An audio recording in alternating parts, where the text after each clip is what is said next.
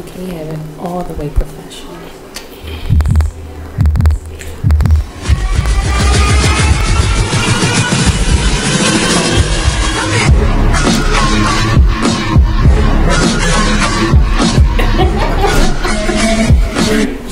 All the guests Hey everyone, I just said this.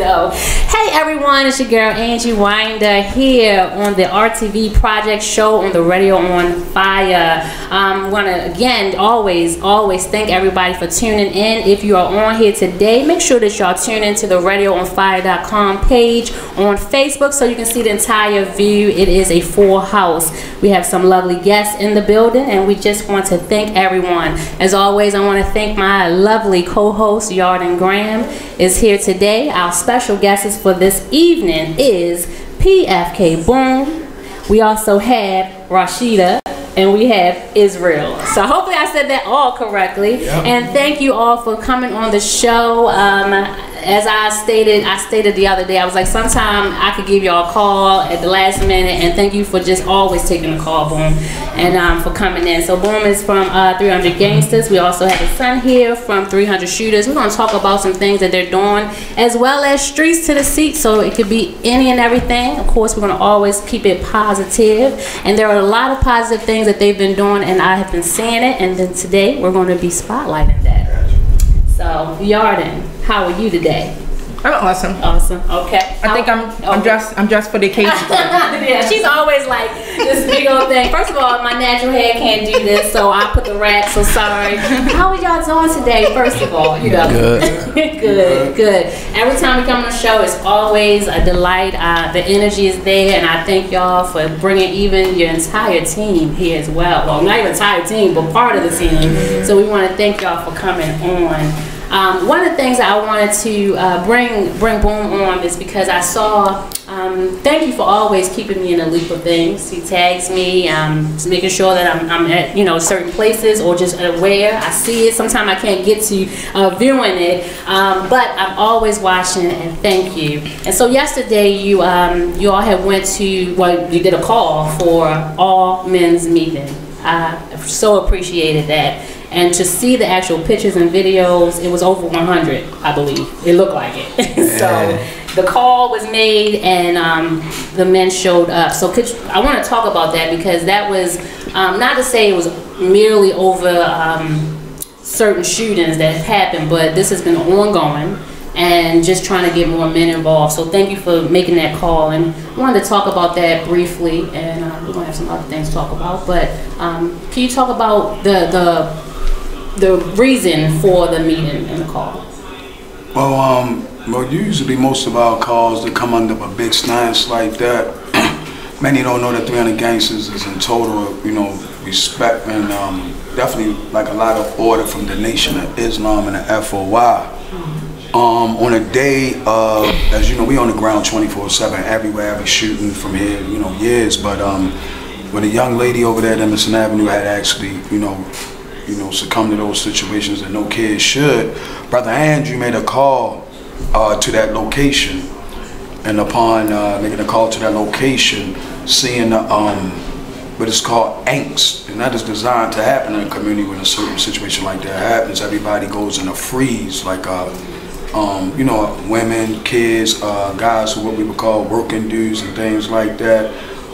We walked around there, and then even down to hearing while I live around here, I'm not from here, so that means these people don't have really even engagements to their neighbors. So that called for Brother Andrew to say, hold up, and that makes you have to make a double stand, because some communities can handle their own situation. So you just don't come into a community or just even make a call on someone's community, because then you're saying that they can't handle it. Like, man, 300 Gangsters Nation of Islam have a real high influence. So if you have not really went through the veins of a community and asked who, what, when, and where, what's going on already, can we involve them in?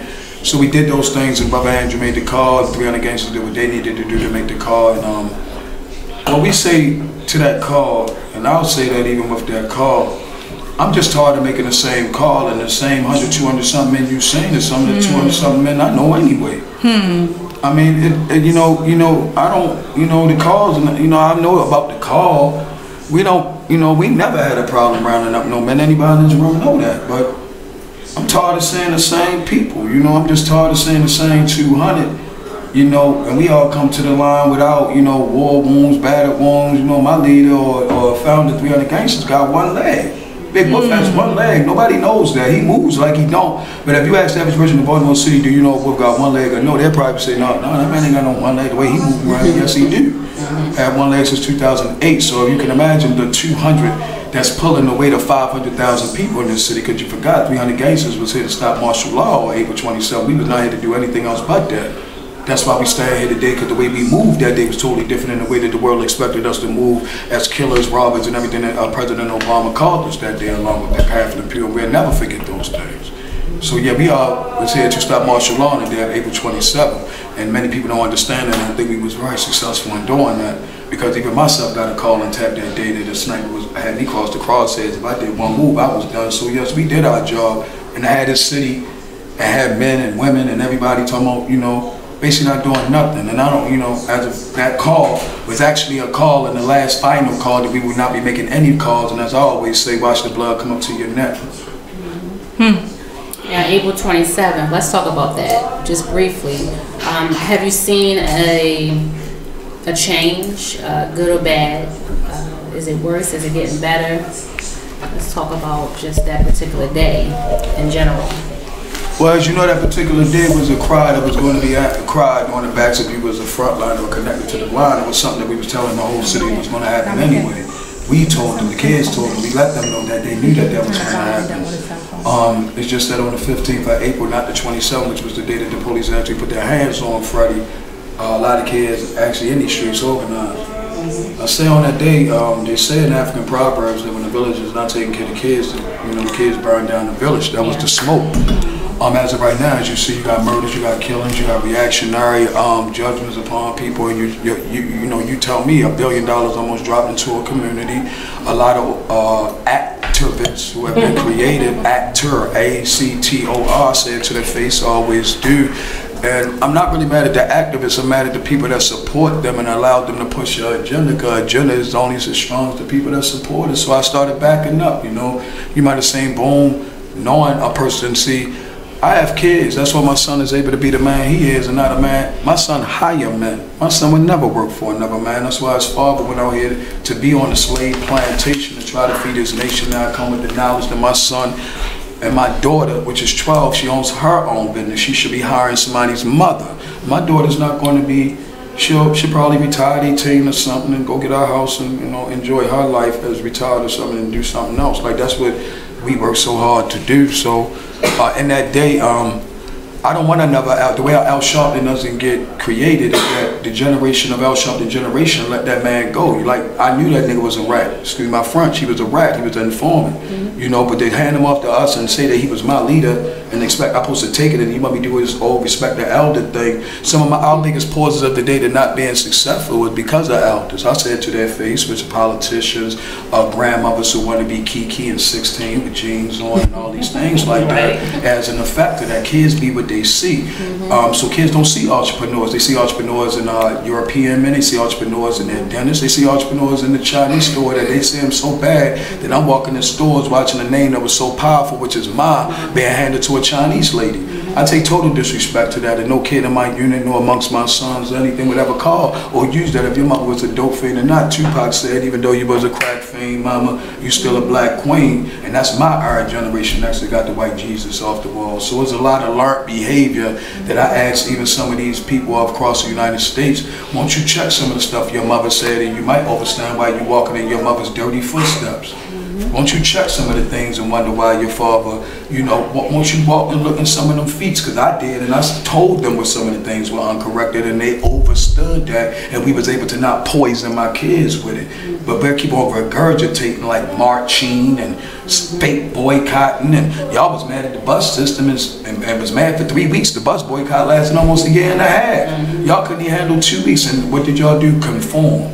So they only got to, you know, rattle y'all a little bit, and then y'all going to conform. They killed Freddie Gray, they gave you pieces. You didn't want my unit. You didn't want gathering all nations, gaining salvation through advance in society. You paid $400 million for the police. That's why 300 Gangsters only work with the youth. We talk about the You know, money going into the police department. No, we ain't gotta go into it. There's nothing to go. No, I was saying, yeah, that's what we talked about. Spoke, you know, I don't want to go too deep. Yeah, we talked about.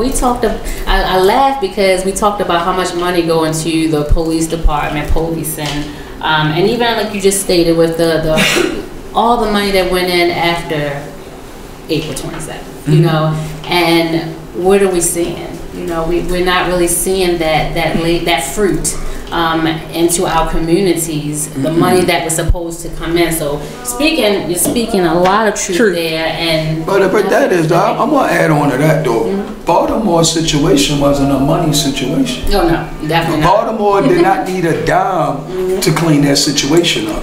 Yes. You know why?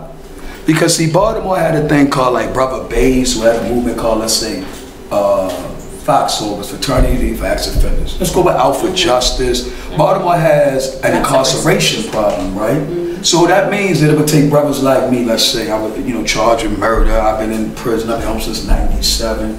So for me to go talk to a young youth, and I'm not a criminologist, because see, a social worker is created for lack of parenting in a bad community. So if that community get right, and that parenting get right, you done took the social worker out of a job. Whose faces are usually those social workers? Negropeans and Caucasian and Europeans. They're never nobody from really the souls of the ghetto. They lived there, but they wasn't from there. See, it takes people like Brother Boone, who was charged with a murder, incarcerated, know my lane, go into Gilmore Homes, tell everybody who's returning home, let me have my lane. My biggest opposition is from the people who claim to know my lane and never did a day at work.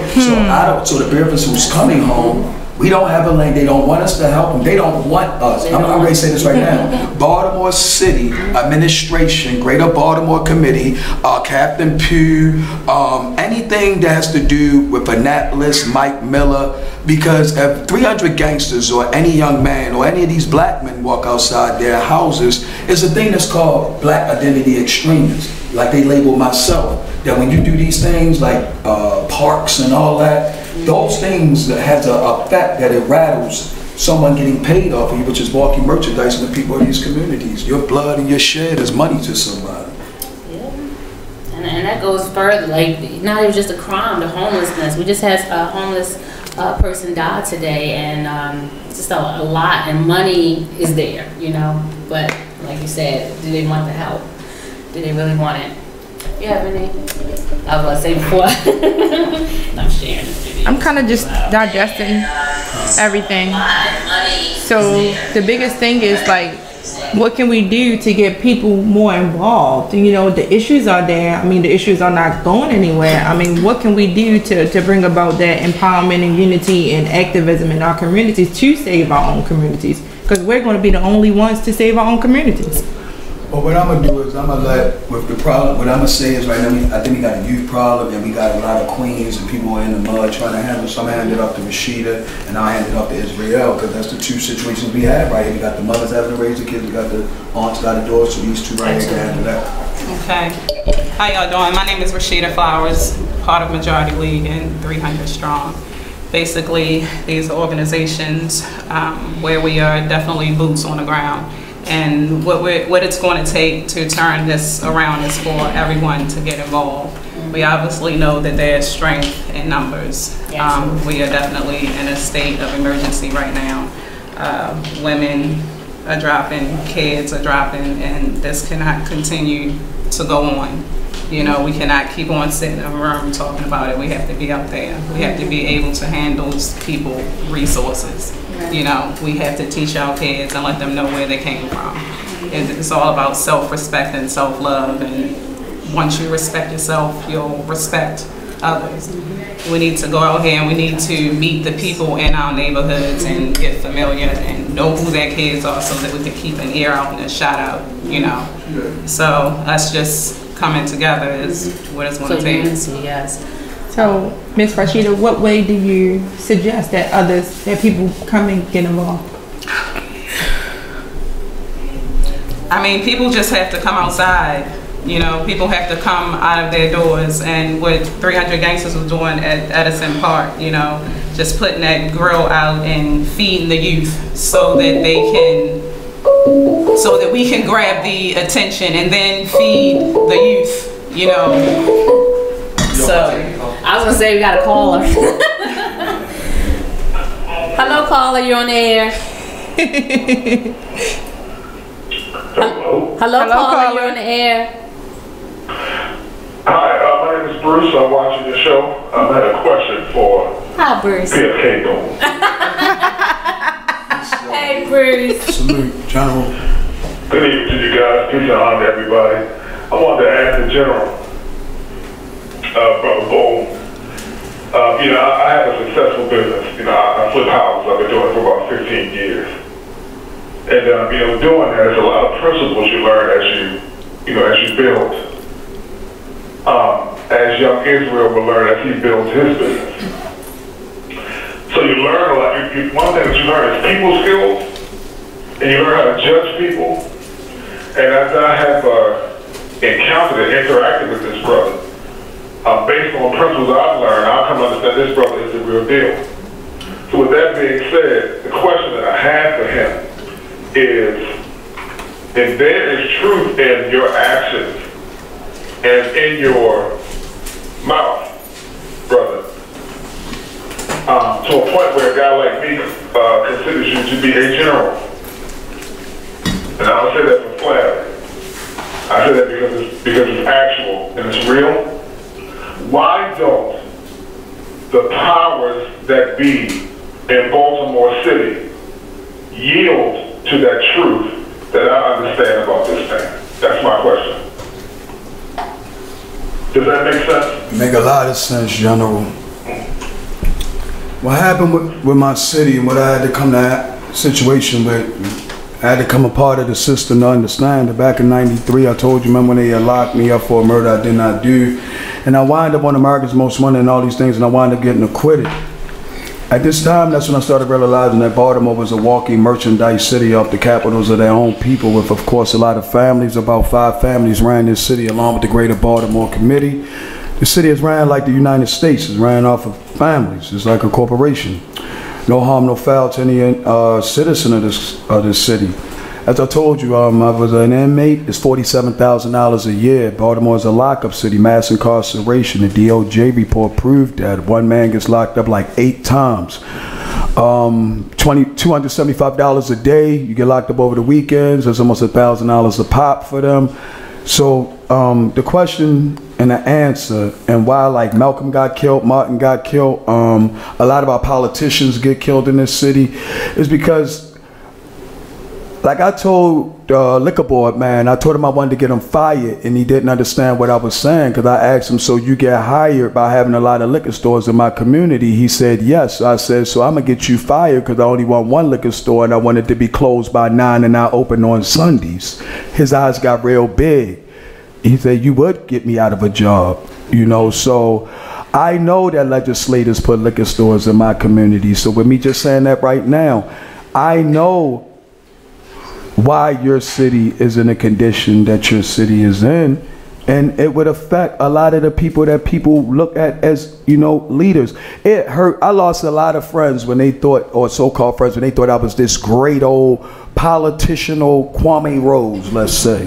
When they Google me and see Davon Neverdon, they see that I was charged with a murder. They see and they'll read it, but they don't know the truth that I was doing the same things that I'm doing now, but stopping blood don't make no money.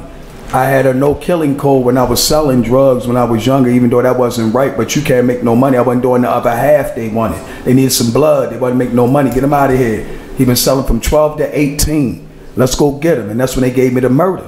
Because I had control of a lot of people, but I wasn't ruining them the way they wanted me to do, like Rick Ross.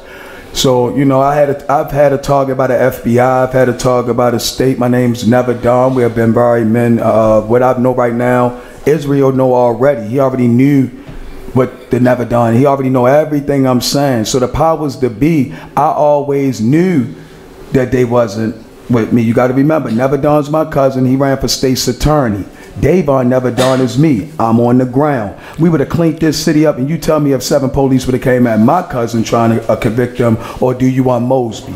See, they know my cousin would have came at them, never done. He would have came at them. I would have been on the ground and said, let's dance. This city would have been put in order. You wouldn't be dealing with what you're dealing with. You put Never Done in a place. You put FK Boom, 300 gangsters. You bring Bruce. You bring every man outside their house. Let's clean the city up. That's what the powers to be don't want. They want me and you beefing. You don't even supposed to be on the phone talking like that now, Bruce. You about to get indicted now. You indicted now. You in trouble now. Like cold-blooded. That's how it go. Like sooner or later you'll be getting. They will say get your information. Oh yeah. Oh, that's Bruce. You know Bruce. That's family. That's Bruce. Bruce. That's family. Like I said, that's Bruce. You know that Bruce was there last night. Like I know what you said because Bruce, you got to see last night. Just like Bruce, I'm gonna keep it 100, man. What did I say last night before I got on the mic, Bruce? He might be gone. Oh, he might be gone. Yeah. But yeah, you know, it's things like that. Thank you for calling in. Oh, he that thing on now. You know. Bruce, if you're still there or if you're still tuning in, thank you for calling in. And, powers to be is the people. Awesome. The people don't want it. The people do what they want. Them kids want that uprising, they got one. You want some Gucci shoes, you get them. You know, Baltimore give you what you want. That's why I'm backed up. You want the blood, I'm gonna give it to you. I'm not gonna sit back and let the blood come up. I mean, that's how we do. We react from pain. You go to jail, you clean your life up. Your mother tell you clean your life up, you go to jail. It's a little backwards here, but we'll get it. Yeah, we will get it. We will get it. Now, I want to talk about 300 Gangsters. How did it originate? How did it get started? And just give me some information about the background of it. Well, 300 Gangsters was definitely each and every man that was in 300 Gangsters prior to from 2000 was already doing their individual things that they're presently doing now. In 300 Gangsters, you got lanes. You have to perfect your lane. I don't care if you're sharpening pencils. You better be the best pencil sharpener when it's time to write. So prior to doing that, and then of course many things that were happening in our cities, ills things. Everybody else know Freddie Gray. But I'm dealing with Anthony Anderson, Raymond Smoot, Tyrone West, the list goes, Marciano Rainbow. Like we chased blood for a while. We're not activists. We're not new to this. Mike Brown didn't activate us. You know, Baltimore already had people putting work in prior to, and we had mentors and all that. It's just that wasn't the type of city it was. Well, at that time, of course, on that day of April 27th, April 15th, when Freddie got hit, we was already on the ground. We was on the ground from the 15th to the 27th. We was on the ground heavy. We didn't go to sleep at all. We didn't even go to sleep until about May something. I mean, literally stayed in Bruce Court, rocked with Bruce Court to feel their pain. We didn't rock with the city at that time. We were seeing what Bruce and his friends needed. And a lot of them needed a lot because the police was trying to kill them. If not, they all been killed, a lot of them now as we speak. So a lot of hits was on their lives. We did the work we needed to do to, let them know we got their back. And then when the flames hit on the 27th with them police doing what they did up at that school, we was already in, had relations with these kids that was genuinely in that area, in that community, not being even from there, So then on the 27th, as I told you, we knew what was going on. We just in the process that we knew that if some way we see that this city didn't get held right, especially with the situation of it being addressed that we could keep it lawless for 3 days. We just went into action of, we all knew about martial law. We all knew that we had to save these babies. We all knew that we were already activated leaders, and what I really respect is that what we call vanguards, the real Bloods, the real BGF, the real Cribs, AKA Crips, the real gangsters that were the old who was changed, like Ted Sutton and many others. At that time, that's all we saw when we looked to the left or right. It was number of gangsters, and it was just smoke gangsters, police peeing on themselves and us. So it was like, wow. So that's what it was. So one day we had an interview on December 30th, 2017 of that month, and the same question you just asked us. About 300 Gangsters wasn't formed that. They just asking about all those people out there. So Big Wolf at that time, when he had 3 words that he brought to the line, and I said it was like F Jamal Bryant, F the police, and F 300 men. I mean, that was his 3 words. So that was his words that day. So the lady asked him about that thing, and he said, you know what, Betty, F everybody. I ain't seen nothing but 300 Gangsters that day. And from that on, then he looked at me and said, Betty, you the co-founder too. I was like, December 30th, 2015. And like you said, the lady said, who you see out there? Because the only guys was gangsters and killers. That's it. It's 300 Gangsters from now on. Boom, you the co-founder. That's it. From December 27, 2015, we've been walking ever since with one leg and a $741 SSI check and a $76 Food Depot job, and about to be put out and a pink slip on the door to say this city, but we get it. Yeah, big shout out to Big Wolf. Let me just say, we share the same birthday, so very, very special person.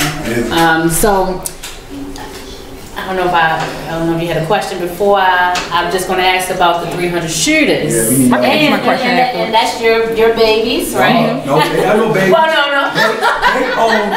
When your babies come to you and they run businesses, you can no longer have to say. I was going to say we're going to talk about this entrepreneurship. No, they got villages they belong to. They belong to. She belonged to 300. He belonged to 300. Nah. It take a village to raise these things. Yes. We in the village thing, ain't there? But it's called protect the village. So what's your hood, man? We're still in the village. Yeah, it's a village. No, that's just as long as you know it's a village, right? But yeah, let's get with it. Let's talk about the importance of mindset. We as African Americans, we have been uprooted from our own culture. It takes a movie like Black Panther to make us rejuvenate in ourselves, in our own culture, in our own growth. I mean, we've been set aside our own culture, uprooted, separated, departed, and everything. Let's talk about how important it is to tap into our own culture and the effect that it has on our everyday, just everyday living. You know what I mean? The importance of belonging in your own culture. Well, one thing I wish people... And you want to introduce yourself? Oh, sorry, because I didn't have you. Just so we'll know, so everybody we're going to know these two entrepreneurs. Hello, my name is Brooklyn, and I have a girls group called Grow and Glow. Woo! So we're going to make sure you come back on, too. Well, I wish people would be... people are so nosy these days, and I wish they would be nosy when it comes to Black history. Because it's very important to know where you come from, what people have done to us, because I don't even get it, because Black people celebrate like 4th of July and we aren't free. Like, I don't feel like, why would you celebrate a holiday that doesn't mean anything to you? Like, we aren't free. We haven't been free to this day. We're gonna be free, but I don't really think it's gonna come too soon. But it's very important to know where you come from, because you need to know your roots. And knowing your roots is very important, because you like your activists, like you'll be related to an activist, and maybe like you want to tap in more into them and like kind of learn where you come from and all that. I'm laughing because I was gonna say, I'm sure you're gonna have a good old time, but yes, you want to make sure you come back on here. But definitely, it's very important to know where you come from. So thank you for speaking on that. And you wanted to hit on it's real. It's real. Like she said, like it's important where you come from, and you gotta know your name, know your worth. Like she said, you gotta know your worth. Like, cause you could be like a really important person, but if you don't use that, then yeah, like us youth these days, we like walking merchandise. Like, and I decided not to be that. That's why I started my own little group. Like, we want to get into 300 shooters. Like, when I first made it on May 10th, 2018, people thought it was a shooting group, like just a youth, like a gang or something. I was like, nah, like it goes something like shooting for the stars, for dreamers and all that. Like ones who want that want to go somewhere in life. You got shooting ball shots, like not just basketball, like style, all that. Like you want to carry yourself like a baller. And the next one, shooting for the youth. Like I'm the voice of the youth, because that's our problem now. Like we don't let the youth talk, and like these adults, like you can't explain our problem if you don't know the problem. Like that's why I say I'm the voice of the youth, 'cause I step up. And the last one is shooting for survival. That's for a lot of people. Like, but the youth I be with down Bella and Edison, they shooting for survival. Lots don't have fathers like the ones I got. That's why I really got into that, shooting for survival. And I want to help the vulnerable. And most of the vulnerable that I be with is shooting for survival. And another thing I think is that I think youth these days are misunderstood. Like people take us as a joke when we do try to speak like how we feel. Like I don't think, like I always say, like parents need to tap more into their kids, or like a trusted adult or guardian, because some kids don't even trust people at all. Like they become so numb, like they just don't care anymore. But I feel like it's important to be in your children's life, because it's all about, my dad always says, it's learned behavior. So if you abandon your child when they have kids, what you expect them to do? Like, it's really about like just sticking around, tapping into your kid's life, because your kid, you may think your kid's the best kid in the world, all of that, and then when they come home, it's like, wow. It's important to be in your kid's life, because You need to know what's going on, how they feel. Like kids become like depressed, like, and then they like suicidal thoughts and all of that, and then you start feeling like you alone, and then you don't have no one to talk to. And it's very important to tap into your kid's life, because like you need to know all this stuff, because that's your kid. You should know your kid more than they know themselves. So thank you, because you guys are so young, and it's very important, and you guys impressed us with your knowledge and your opinions and everything to it. So we want to applaud you for that. My next question is for the 2 men at the table, Boom and Israel. Yes. When you're outspoken about the cause and when you're outspoken about the culture, there comes retaliation. So how can the men, the women, everybody that wants to be for the movement, for the culture and the growth, do it, but do it in a way that they're not putting, they want to protect the community, they want to protect their family, but at the same time they're being a target? Well, the first thing is that, as I said, Baltimore is not a city that ever fought for anything since '68. Let's be clear. Our mother's grandmother did not teach them that. They taught them to go to work, go to school, go to Spelman, and go on up there and get you a good job at IBM. Let's not play. So that means we never even had knowledge of what activism is, how to do legislation, what about bills, what is the constitutional right about what you can and can't do, what is the feat that you have to stand away from a police while you're protesting. See, these things that I'm saying is not about just coming out your house with a picket sign, and that's why you become a target. Who else has been fighting this fight immediately in the lane that I'm choosing before me, before I pick something else and just do it, and now it's called stepping on someone told you. You become a target from them people that's literally in the fight, because me stepping on, I'm gonna say Brother Beethoven's, because my lane is the resurrection of the ex-offender. That's my lane. That's what I do. I'm the political arm of 300 gangsters from the streets to the seas, from here to the Capitol. I have Elijah Muhammad there. I can have the North City Hall. You know, I can have Ego. That's my lane. I can do the street politics. That's my lane. So me being that's why I'm not an activist. You know, I'm a frontliner. You know, I haven't flew to Oakland. I mean, Bobby Seale schooled me with this. So I'm not no child of this. You know, that's why I don't play with nobody who I can smell if you want to do this. And, you know how long sometimes I used to have to be away from the house and put this work in, son? Yes. You don't get to go home and see no kids. If you go home to see your kids, you ain't no activist. If you are going home every night to see your children, you are not an activist.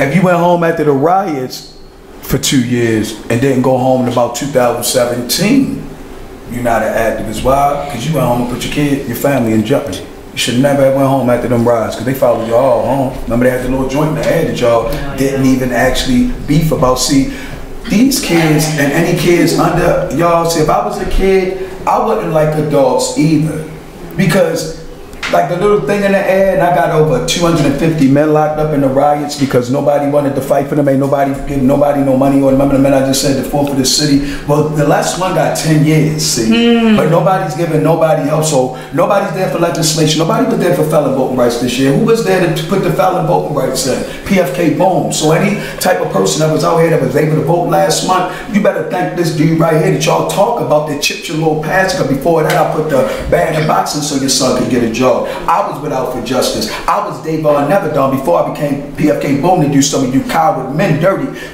and clean work, because you got on skirts. I mean that. So you can't come out here with no sign and you never even put a legislative bill in. You don't even know what a bill is. You never even fought for a bill. You didn't sit in Bobby Zirkin's face and talk about crime bills. He knows my name, both of them. See how I talk? My cousin named Russell Never Done. We tried to put him in there. We already played with y'all. We're backing up. See, again, y'all looked to give force in the mouth and told us to, I can't even say it over the air. Real talk, my family put themselves on the line from the streets to the seas. I'm in rise. I ain't been home in 2 years, and I still walk out that door and won't dare get no respect from this city. The respect from the city comes from the people that come on this ground and work with me. I don't do likes. I don't even like Facebook. You know why I use it? To keep you dummies aware. You dummies aware. Because the ones who don't need it is on the ground with me, keeping you dummies aware. Everybody that's on the ground with me got a Facebook page keeping everybody aware that we don't need it. We're not even friends with each other. We don't need to be. We're on the ground. What is a politician with no rolled up sleeves and no dirty Nikes? What is a dude from Baltimore City going to allow Nike? And I say this to everybody.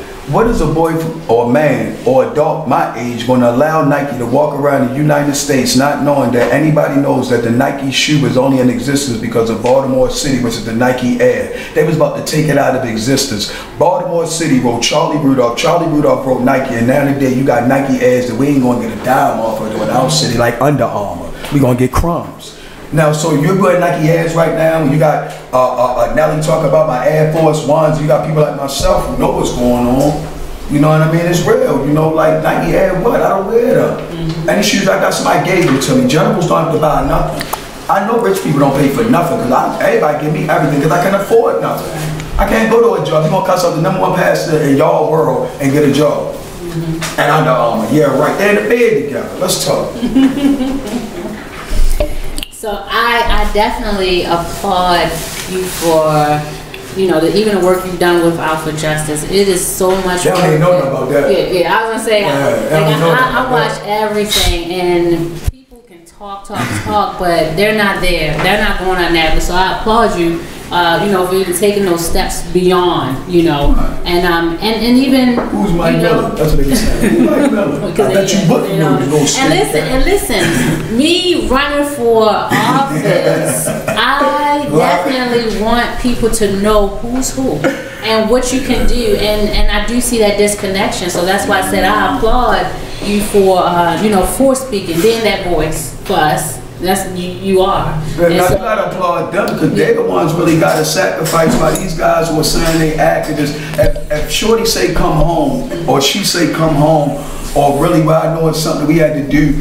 2 in the morning when we was living on Park Heights in Sparta, that I purposely took them around. I purposely took them there so they could see the ills. I was about to say, that's why I grew up. They did. They lived in the 30-30, but we purposely moved there before I sent them back to their mother because I was a single dad. We purposely co-parent properly so they could get the man. And what did we do? I took them to Sparta. Tell them what happened when I used to do the young around Park Heights.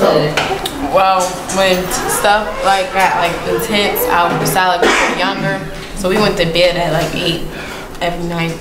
So it was one time where my dad woke us up out of our sleep to see this man. The police had pulled this man over because they thought he had drugs, but he really didn't. But they still locked him up. Yeah, it was one black man. He was walking, and that's when 7 police came up to him, was feeling all on him and all that, like throw him on the gate and all that. Just 7 police on one black man, and that's when that really woke me up. Like, it's serious. That's what I wanted my kids to see, that even down to a black man that's out here today. See, it was people that used to tell my kids stories about their father getting locked up or about someone getting locked up or anyone, but the kids never get to see what's really good. Like, we always judge, even from our homes. You get a call, oh, he locked up again, and you don't really know that it's a task. So like right now, over there at Bel Air Edison, I told them, they know, Pew know. I'm saying on the air, they know it's another gun task force that's going crazy. Now the gun task force came from Alameda. They are over there in the Bel Air Edison area. The dude name is Mayhem. They know I've been saying it. Officer Mayhem and his clique is going crazy, digging in kids' pockets, robbing them. I'm over there. I caught him in the middle of the night when I first came over there. Like, what more y'all want me to do? But then as soon as DOJ say something wrong, I don't have no respect for no citizens when y'all wait into the administration that want to kill me. You know, Bat said the city is being ran like 1950. Has anybody changed their households or their minds or their jobs? If this city is ran like 1950, then the knowledge you got from your parents is slave knowledge. That's consent, because if you ain't owned nothing and you ain't bucked in 1950, then what you have been taught by your mother and father, according to Bats, if they weren't in the Black Panthers, any BLA or nothing like that, you was a Baptist or a Methodist talking about no harm, but you wasn't in no, liberating no blood. You ain't no political prisoner. You of a Bats got up out of here, didn't he? He might have been a clown and we ran him up out of here, but homeboy really got up out of here and wouldn't do with some of the other brownie commissioners want us to respect him, and he's gonna take that seat that Batch just said basically as a slave catcher, Jim Crow legislated seat, and you're gonna put a brownie in that seat and say, hey boy, I'm gonna ride this horse, he ride for everybody. Come on, Billy, you just as crazy as the white gorilla family, aka the white, come on. So when you got people like me and they're 15 and she's 12, This stuff I know. My babies already knew this. This is, and the adults don't even know what I'm saying. So when he banging on the adult, and she like, oh man, I'll hire you, but I'm not working anywhere. You're not gonna teach me anything. I'm gonna hire you. And these ladies argue with her. Well, baby, you think you need to go to college first. I think you need to slow down. I think Granny need to take that 1950 knowledge back to her grandkids. I ain't not gonna, but all Granny knowledge ain't Granny knowledge. All elders ain't elders either. They try to, see, a lot of our elders got passes because of the age thing, but they thought we forgot about that crack era. See, that set a lot of these 50-year-old elders back. They 30 for real, because brother, you wasn't even here for 20 years in your head. Right. But you want us to respect you. My son ain't gonna respect you. Respect is earned, and I'm gonna keep telling elders that. So when Noah and these kids get respect, which younger kids are getting more respect because this more generation of mine on up are more entrepreneurs than all the workers behind us. So why are we not regurgitating, trying to pick up that knowledge that was handed down to us to keep working? That don't sound right. That does not. Now, I know mommy was great. She was good. Don't keep wanting me to cry for you or wipe your face, mom, because you put 30 years on a job that you shouldn't. And I'm here selling dope, trying to figure a way. Like, I'm not doing it. I'm gonna go to prison and I'm gonna make sure you get a business. This is how these kids are thinking. They're not. Yeah. He would go sell. He would work even harder if I was not even a knowledge, like average. I wouldn't even want to be no average, like average Baltimore. I couldn't do it. I don't even know how to be average. That's why I'm 300 gangsters. Like, I can't do it. Like, if I was that's why those kids got so much pressure out there on them because of the deadbeat. I already know I said my mother's feet was swollen. Well, mama could just stop using the swollen feet and get this boy and get a job. Go sell some dinners or something. The kids are selling coke and butt to get you off the plantation. See, people is a disease. And they know what's going on. They know what's going on. That's the hardest part. His mother's out playing, whoop it, baby, the rent ain't due. But shorty gotta go kill 2 people and sell some dope to pay your rent. Now that's my baby, you know your sister, your cousin. Come on, yo, you dropping these non-L's on the backs of these little babies that you wondering why we using 18-year-olds with 2 guns in his dick and some smack. Well, did any of those $10 belong to his mother to get her something? Like, how much methadone we gonna give you, mom? No more methadone. And you spoke on learned behavior, and that definitely is like another show in itself, but we have to do better, and it starts there. So that's part of, like, even with what we're trying to talk about with restoring the village. A lot of, I don't say a lot, let's just, even though that's probably it, but some parents know what's going on. Some, girlfriends, or, they know what's going on. What do we do with them? What do we do? You know what you do with them in 300 strong? What we did was, in 300 strong for real. We literally did like the streets do, like the administration do at 300 strong. Some of our women are literally was generals in the military, literally. Like, it's a certain woman got to be, vulnerable, right? Brooklyn's very nice, but she can, tough skin. You got to fight fire with fire. Because what I say here, the grandmother that is not there, who's going to be the grandmother that is? And who's going to jack her up because the way she's dressed got your granddaughter thinking something. So if I go in grandma's house right now and steal a piece of candy, grandma ready to kill me and everything in her house, but you won't defend your community, your culture. Now check this out, everybody, nobody's hopeless. Meaning everybody got somebody that somebody can talk to. Meaning whoever you see her with, try to connect somewhere to that person that can talk to the target. You may not be it. Everybody always want to be it. I did it, I resurrected them. Come on, man. Yes. Just find out who it is, and guess what? It may just be. And that's part of the problem. Come on, well, it's going to be. You smack them too. That's not no problem. You get to them too. Oh, there's a unit to that too. That's where 300 gangsters come in. Fear lasts longer than love in the streets. There is no love in the streets. That's what the problem is. Stop bringing street stuff into your house, and you might have some love in it. See the coverage trying to make with the worldly, looking for godly actions. I want somebody to love me with a damaged and broke heart and brain. Girl, you can't even get a band-aid on a wound. We got blood gushing all like I'm blinding all in the blood. You want to be loved. We got to fix this wound. Yes, we have to fix the wound. Girl, I don't want nobody. I'm so damaged. I'm so hurt. I'm running. I got a unit of women that keep women away from us. Like, women can't talk to us. We close right now. 300 gangs. I think that's what's going on with men. You see what happened? You got to do that. See, that's why we copy the nation. See, in our unit, Mama 300 is right to my right. See, Mama 300 is an elder as well. Mama 3 can't. No woman, like I said, if I was to get a woman, they got to go through Mama 300, 300 gangsters, them and all that. Like, it's some courses you got to go to get to each man because she calls us her sons. See, we don't have nobody now. And this movements get jeopardized trying to bring people in. You got something, I want a diamond ring, and I'm trying to feed 30,000 children. Yeah. Well, bye, because you're not going to be here. And I got rid of a lot of them talking about rings and things and wings and things. Me and my team went to Applebee's and didn't even know how to order. I swear we never went there. Like, I ain't been there. I went there. When I'm going people hard, I feel, if I'm a frontliner, I'm going to feel guilty. Like, we feel guilty. Like eating, I don't even eat. They be having to tell me to eat because I be doing so much work that requires. Thank you for telling me. Don't eat. Like I remember y'all to tell me to go to sleep. Remember I went to sleep like 2 years ago. And now I can't even sleep. Right. I sent you a message. What time was it? Yeah, we was up like 4 in the morning because if you're a mission person, it's not that you can't sleep. If you got a mission on your mind, now I understand the prophets and stuff. Like they never slept because like when you're on a mission or trying to get a business or you got a vision or you're a person of purpose. Yes. See people who are of dreams. Yes.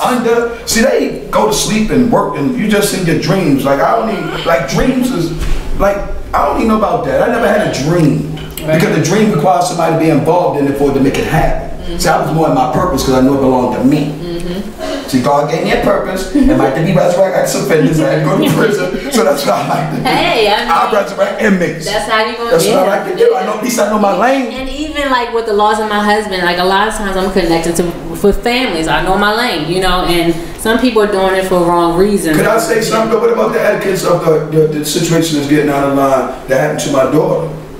Where we get out of line about the heterosexual situation, and that my daughter, but she's not, and my son is straight and all that, that if which they never would be, because I know why, they never would be. But if they was, the ones who are allowing it, why don't they send their kids to etiquette classes for what they're doing? Because my daughter had to knock one girl out, and my son definitely don't play, but I had to take her out of school 2 weeks earlier for her putting her hands on something and told them by them not teaching etiquette, by the mother not teaching etiquette, she's not going to be responsible for y'all not etiquette, she's not going to lose no grades, but I'm taking my daughter out of school. But see, they're taught to respect people.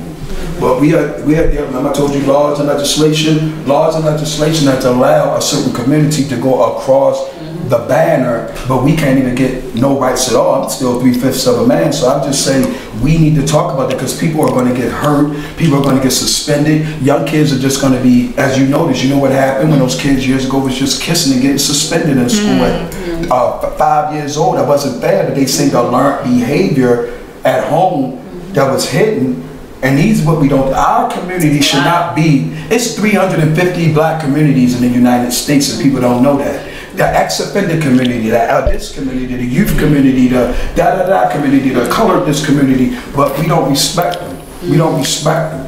We can't create a new one because we won't respect them. So I just say you don't deserve the community, which is, we don't have them. I ask people stop saying that because you cannot go out Cockeysville and then go around Bel Air Edison and say community, community. So if you call in Bel Air Edison right now community, that's what you're considering your worth.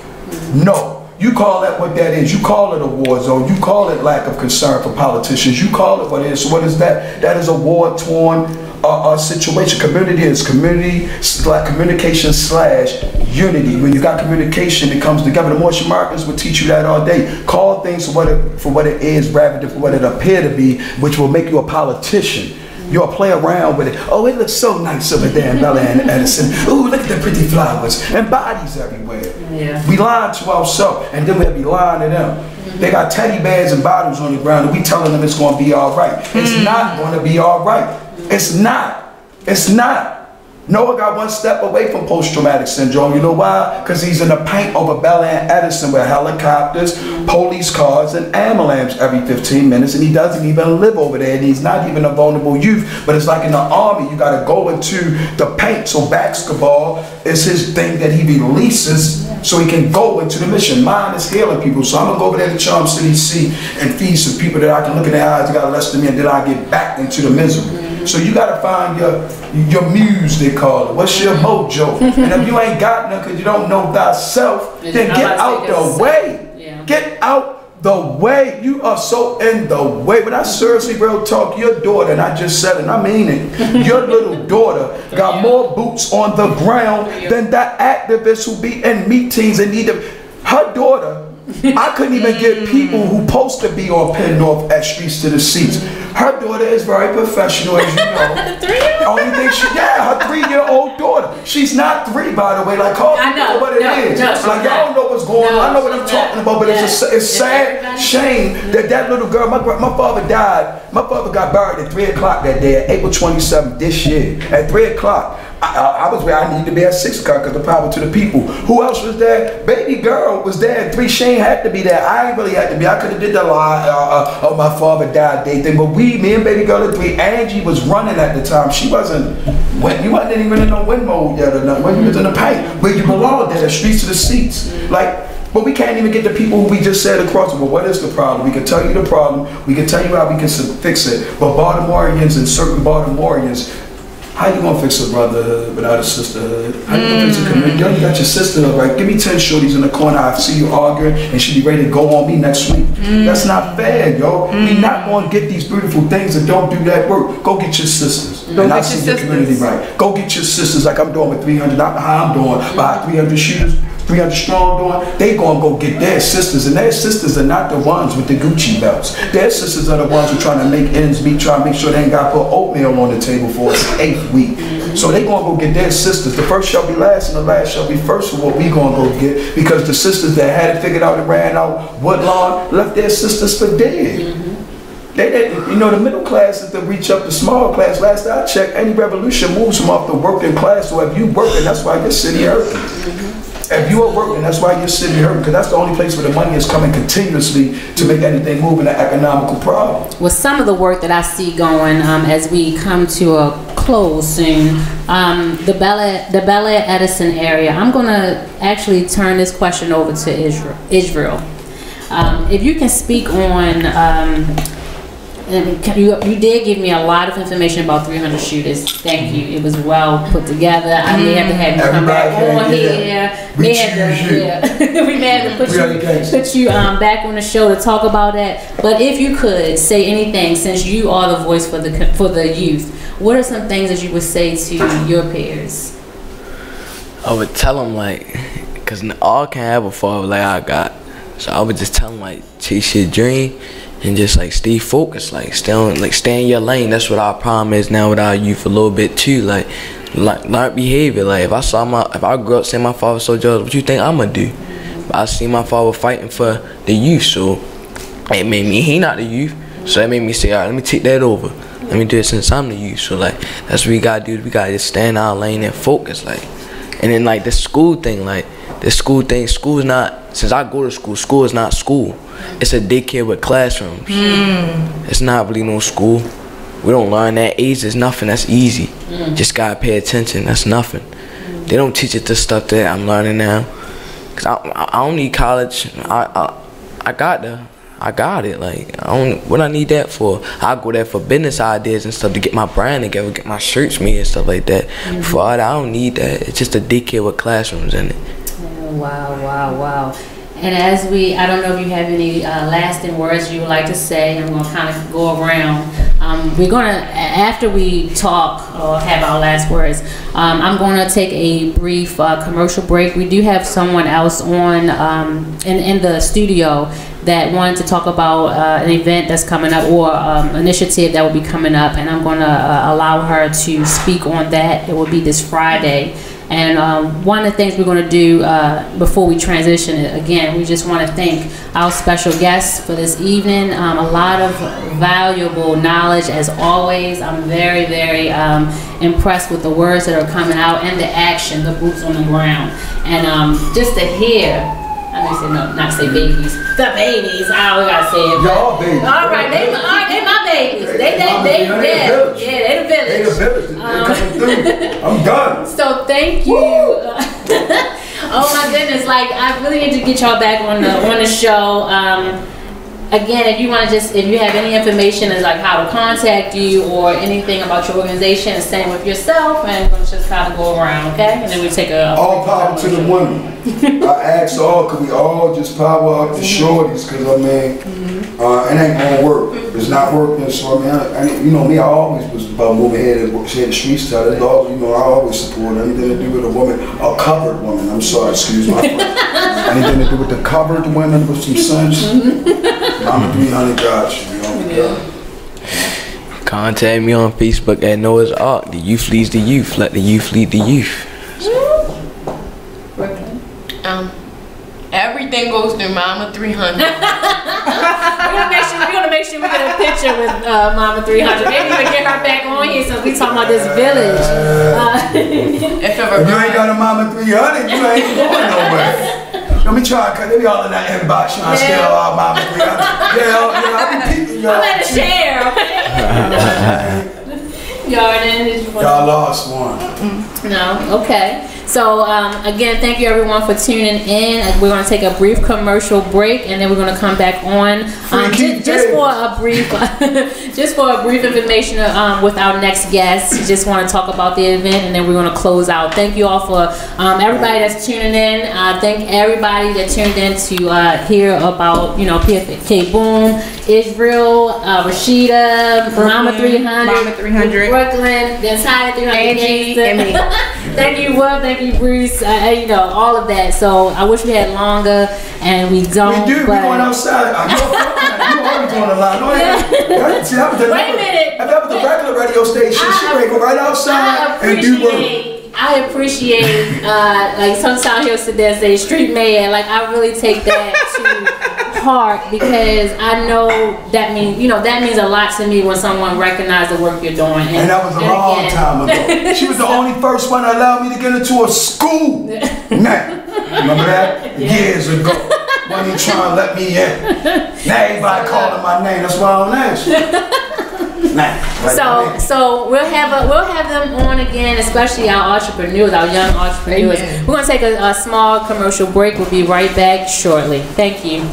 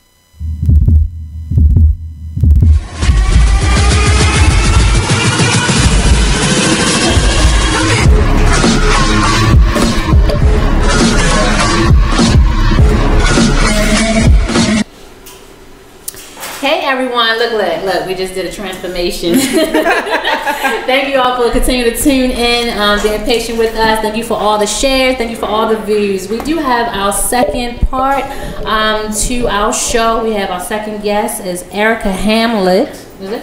Okay, make sure I'm pronouncing that correctly. You remember? So Erica, she reached out to me about something that she's doing, and I wanted to give her a platform. And as always, I want to give a platform to individuals in the community that are doing some positive things. And I'm going to have you speak on it, but maybe you can introduce yourself and then just tell everybody what's going to go on Friday and what's needed from the community. Sure. Thank you for coming. Thank you for inviting me last minute. Yes. I'm excited. Good evening, community. My name is Erica Hamlet, as she stated. I reached out to Angie the other day because I was driving in a car and it just hit me. Like, everything that's going on in our community surrounding the just the trauma is what I'm going to call it, because this isn't the first day, it's not going to be the last day. We had a Taylor before this Taylor, you know, the young lady that was standing on her friend's front stoop and was shot, and we'll get all fired up and then the fire fizzles out and we go back to normal. But we have to understand that our now normal includes these things that are horrific to us. Our children are in the trenches. We're not in the trenches every day. We don't have to stand on the bus stop to get to work sometimes and be wondering whether we're going to make it to work because people are shooting all around us. Or we struggling, these babies struggling to get to school, and they get to school and the books are raggedy. There's no stalls on the bathroom, no doors on the bathroom stalls, and it's cold in there or it's hot in there and I can't even think. So if we are in relationship with each other, we care about the people that we're in relationship with, because if your husband didn't care about you, you feel some kind of way. If he didn't show you that he cared about you, you feel some kind of way. So we have to understand that these children are reacting to what they're getting. Right. So I felt the need to do something. I saw the information about the GoFundMe. I was like, okay, no need to do that. Don't have any money to give. I saw that people were bringing food. I was like, okay, that's great. I usually like to cook, but I don't have to do that. So what can I do? And then it came to me, it's like, you gather the women.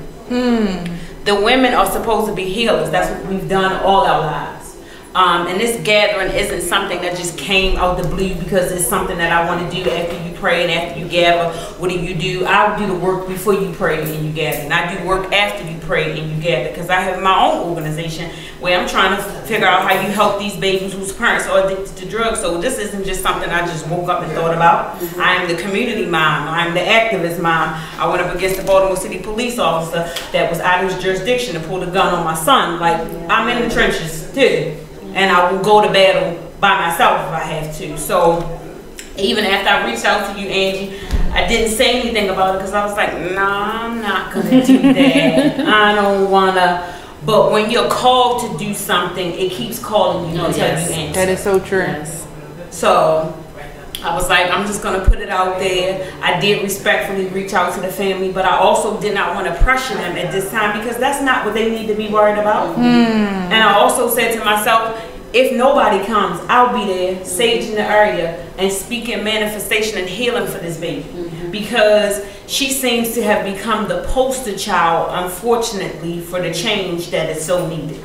We have to stop reacting to things that are going on and be proactive to things. Amen. It's nice to gather after the fact and show what you can do, but why can't we have that same fire for these babies before things happen to them, before they land in a box, before they land in a hospital bed? So where can they meet up, or what is expected on that day, time, so forth? Friday, 6:30 p.m. hopefully, after people get off from work. Gather outside of Shock Trauma University. This is a non-denominational gathering. If you don't pray, you don't have to gather to pray. You can gather to share resources and information, because we need to learn how to heal each other and build our own internal resources so that we can go back and figure out who needs what and where they can get what they need. So Friday, 6:30, outside of University Shock Trauma, we're gonna gather the women. We'll gather and pray and manifest. Bring your sage, bring your crystals, bring your Bibles, bring your spiritual self. Just come and gather and connect with each other. so that we can uplift her. If you posting on Facebook, it's no reason why you can't come out and join hands with your community. Amen. I think it's a great thing to do that, and not just, and I'm not to down it, not just for the baby that was shot, but there are people that are laying in shock trauma fighting for their life. There are doctors that are constantly seeing the trauma. That's a lot on even the doctors, and kudos to to every doctor that is doing that thing of trying to save lives, but that's a toll on themselves as well. The persons that the families that have gone through shock trauma, and every other hospital, the things that are going in Baltimore City. So I really took to everything you were doing. 16 years ago, my husband went through that. Same doctor that has Taylor. So the trauma, the trauma, and I'm sure how many bodies have, or how many individuals have that doctor seen in other doctors. So we're supportive of it because it's just period. It's speaking life to every patient in there. Yes. Speaking life to Baltimore City, period. We talked about, even earlier before the commercial break with streets to the seats. We talked about the things that need to be done, boots on the ground, but then there's also healing. And today, I just spoke to someone that is a really great mentor, and he lost another mentee. That's a lot on even the worker. It is a lot on the worker. Yeah. So we're walking around with PTSD. Yeah. It's a lot of us walking around here with PTSD because of the things that we have to deal with. And then you don't know what to do with all of the things that you have going on, with all of these emotions and all of these feelings. And if we're only helping the people that are seated at our table currently, we're protecting them, we're covering them. They go out into the community to people that aren't being protected and aren't being covered and are hurt and are waiting to prey on them. Right. So we have to heal our community. If you don't heal your community, you're gonna be stuck home. How you gonna enjoy each other if you don't help each other? Yes. Well, thank you for coming on. Again, a last minute, but I just knew that it was coming up this Friday, and I just wanted to give you some, some airtime. You can be sure to share this video if others would like to see what's going on.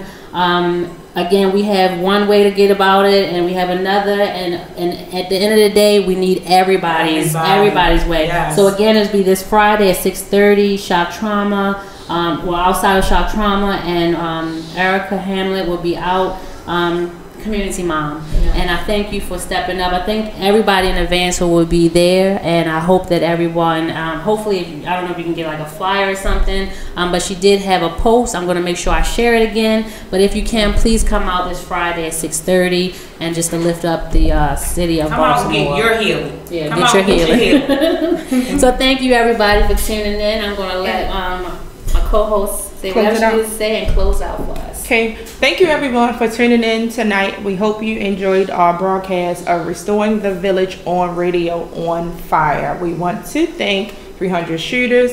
We want to thank PFK Boom and his family for coming in today. We want to thank Erica Hamlet for, just having a mission to heal the community as always. We just want to spread love, and we'll see you next week, same time and same place. Bye now. Thank you. Bye-bye.